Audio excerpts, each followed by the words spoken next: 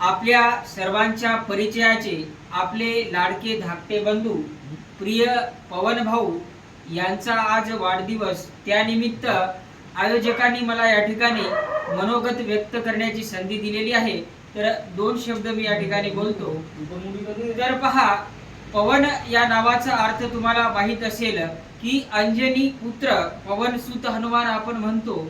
तर पवन सुत किंवा पवन या नावाचा अर्थ काय, तर हनुमानांनी द्रोणागिरीच्या पर्वतावरून संजीवनी बुटी आणून, बरोबर का, लक्ष्मणाला, सत्यरूपी लक्ष्मणाला जीवित करण्याचे सामर्थ्य म्हणजे पवन। जिद्द, चिकाटी, परिश्रम, अथक मेहनतीच्या पराकाष्ठाने असाध्य ते साध्य करण्याची किमिया म्हणजे पवन। तर मित्रांनो, पवन हे जे नाव आहे पवन भाऊचे साधे सुद्धा नाही की एक ऐतिहासिक त्या ठिकाणी कारकीर्द घडू शकतो, भव्य दिव्य, जे जे चिंतावे ते ते साध्य करावे असं होऊ शकते, बरोबर का।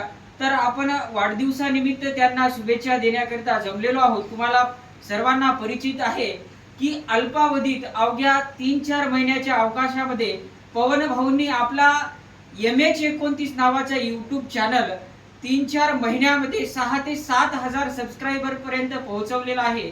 आणि मला वाटते इंस्टाग्रामची ID सुद्धा एक 8-9 हजार लोकांपर्यंत त्यांनी फॉलोअर्स त्या ठिकाणी मिळवलेला आहे।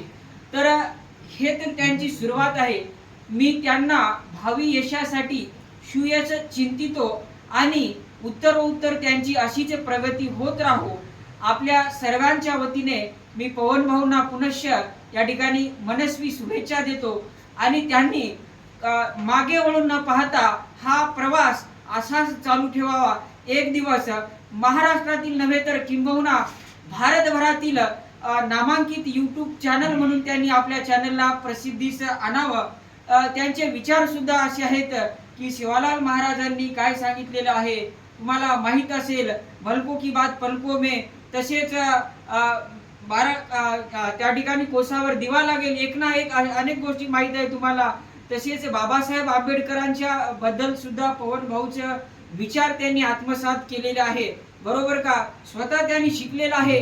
संघर्षाच्या परिस्थितीतून आपलं संघटन कसे मजबूत होईल हा बाबासाहेबांचा मूल मंत्र त्यांनी आपल्या जीवनामध्ये त्या ठिकाणी आत्मसात अंगीकारण्याचा प्रयत्न केलेला आहे, बरोबर का। तसेच गाडगे महाराजांची विचारसरणी की भूको के रोटी आणि शिक्षणाची कास धरा तरच प्रगती होईल, हा महात्मा फुलेंचा विचार सर्वदूर पोहोचण्याचं काम सुद्धा पवन भाऊंनी केलेलं आहे।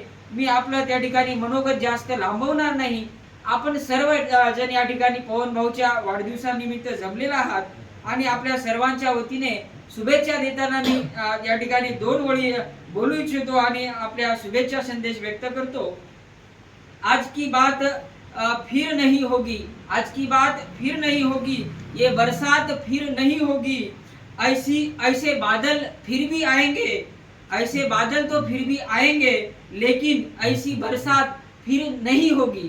तर मला असं सांगायचं आहे की हा मानव जीवन आपल्याला मिळालेला आहे। पवन भाऊ निश्चितच त्या ठिकाणी फलद्रूप ठरवतील आणि आपल्याला गौरवान्वित करून सोडल्याशिवाय राहत नाही। एक दिवस आपण म्हणू की पवन हा आमचा भाऊ आहे, सहकारी आहे।